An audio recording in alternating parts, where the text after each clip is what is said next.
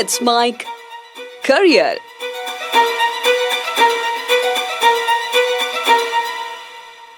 नमस्कार, let's mic policy watch में आज सौभाग्य योजना। भारत जैसे विशाल और विविधता से भरे देश में विकास तभी सार्थक होता है जब उसका लाभ समाज के अंतिम व्यक्ति तक पहुंचे। प्रधानमंत्री सहज बिजली हर घर योजना या इसी को कहा जाता है सौभाग्य योजना, यह इसी उद्देश्य को लेकर 25 सितंबर 2017 को शुरू की गई थी। इसका लक्ष्य था देश के हर घर में बिजली पहुंचाना, चाहे वह शहरी हो या फिर ग्रामीण, चाहे वह मैदानी इलाकों में हो या फिर दूर दराज के पहाड़ी या आदिवासी क्षेत्रों में क्यों ना हो। इस योजना को विकास का एक नया नाम कहा गया क्योंकि यह केवल बिजली पहुंचाने की नहीं बल्कि समग्र सामाजिक आर्थिक बदलाव की नींव भी है। आइए जानते हैं योजना की घोषणा और इसके उद्देश्य के बारे में। प्रधानमंत्री नरेंद्र मोदी ने इस योजना की घोषणा के समय यह स्पष्ट किया कि दिसंबर 2018 तक देश के 4 करोड़ से अधिक घरों तक बिजली पहुंचाई जाएगी।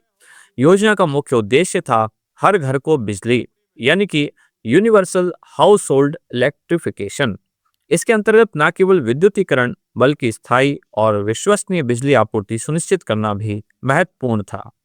अब नजर डालते हैं योजना की मुख्य विशेषताओं पर। सौभाग्य योजना के अंतर्गत जिन परिवारों को अब तक बिजली का लाभ नहीं मिला था, उन्हें निःशुल्क या नाम मात्र के शुल्क पर बिजली कनेक्शन दिया जाना था। सामाजिक, आर्थिक और जातिगत जनगणना 2011 के आधार पर लाभार्थियों की पहचान की गई।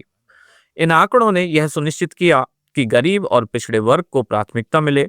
विशेष बात यह थी कि जिन परिवारों का नाम सामाजिक, आर्थिक, जातिगत जनगणना 2011 में नहीं था, लेकिन वे अब तक बिना बिजली के थे, उन्हें भी 500 रुपए के मामूली भुगतान पर कनेक्शन उपलब्ध करवाया गया, जिसकी वसूली 10 मासिक किस्तों में की जानी थी। अब नजर डालते हैं योजना की लागत और इसकी बजटीय सहायता पर। सौभाग्य योजना का कुल व्यय 16,320 करोड़ रुपए निर्धारित किया गया था, जिसमें से केंद्र सरकार की ओर से सकल बजटीय सहायता के रूप में 12,320 करोड़ रुपए उपलब्ध करवाए गए। ग्रामीण क्षेत्रों के लिए इस योजना के लिए 14,025 करोड़ रुपए निर्धारित किए गए थे, जबकि शहरी क्षेत्रों के लिए 2,295 करोड़ रुपए का प्रावधान था। यह दिखाता है कि योजना का मुख्य फोकस ग्रामीण और पिछड़े क्षेत्रों में था, जहां बिजली की पहुंच नहीं हो पाई थी। अब जानते हैं योजना की प्रौद्योगिकी और नवाचार का समावेशन।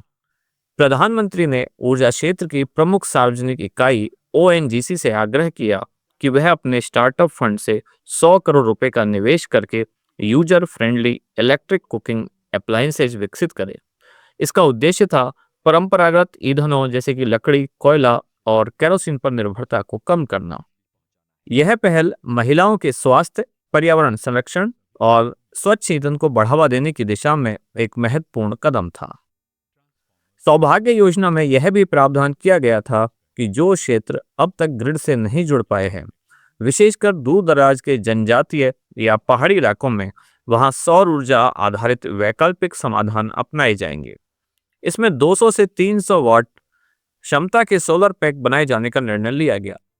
इन सोलर पैक्स में 5 एलईडी बल्ब, एक डीसी पंखा और एक पावर प्लग शामिल होता है।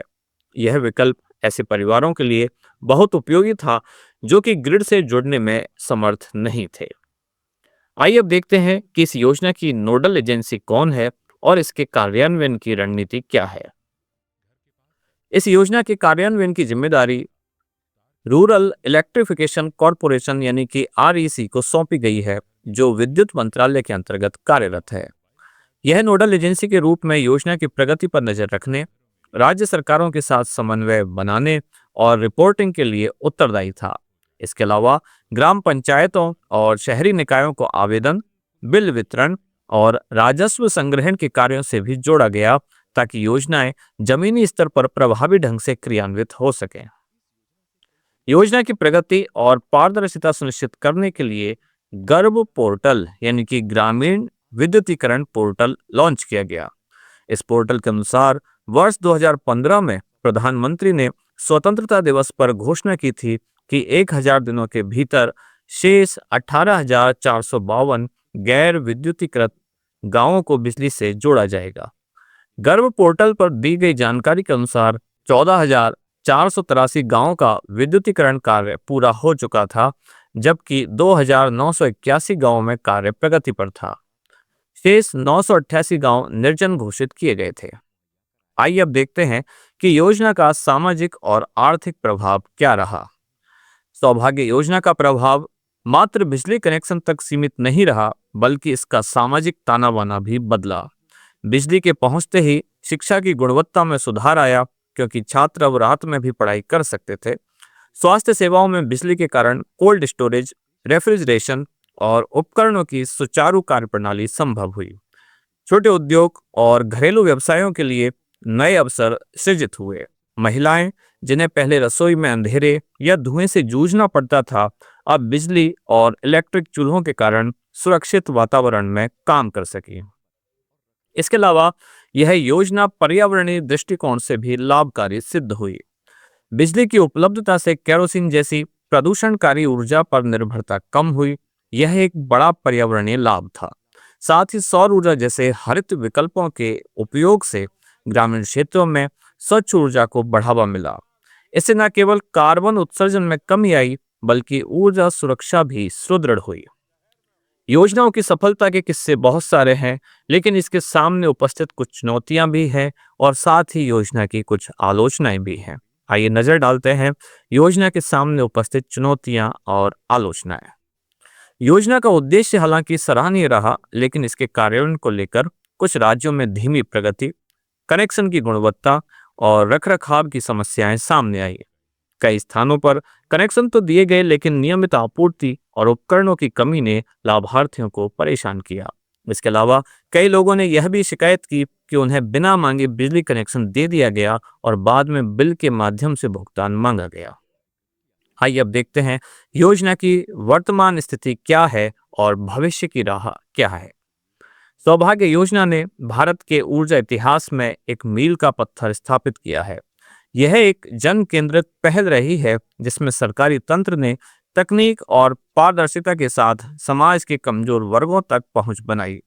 हालांकि विद्युत कनेक्शन पहुंचाने का कार्य काफी हद तक पूरा हो चुका है, लेकिन अब चुनौती है नियमित, गुणवत्ता युक्त और विश्वसनीय बिजली आपूर्ति सुनिश्चित करना।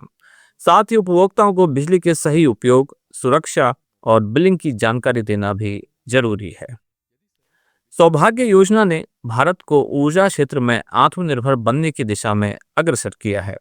यह योजना न केवल एक बुनियादी सेवा उपलब्ध कराने की पहल रही, बल्कि इसने सामाजिक परिवर्तन, आर्थिक प्रगति, महिला सशक्तिकरण और पर्यावरण संरक्षण में भी योगदान दिया है।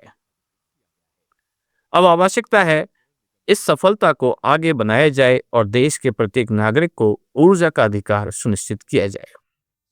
लेट्स माइक पॉलिसी वॉच में फिलहाल इतना ही। कार्यक्रम में जुड़े रहने के लिए धन्यवाद। आप सुन रहे थे let's mike more than radio. Follow कीजिए हमें हमारे सोशल मीडिया प्लेटफॉर्म्स पर। It's time for news. It's time for more than radio. Presenting the first radio news app, Let's Mic. Let's Mic, a news-based app on your phone where you get to watch and listen news, talk shows, interviews, radio show podcasts. On Let's Mic, you get all relevant information of TV, print, radio, podcast, and digital. Let's Mic talks about every segment of life.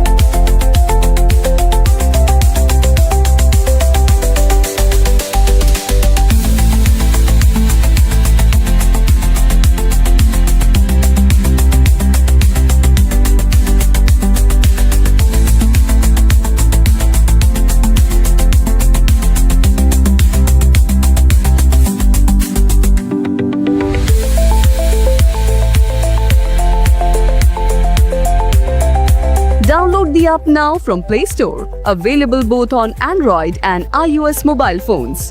Follow us on YouTube, Instagram, Twitter, LinkedIn, Facebook, Telegram, WhatsApp, Snapchat. Let's talk, let's connect, and let's mic.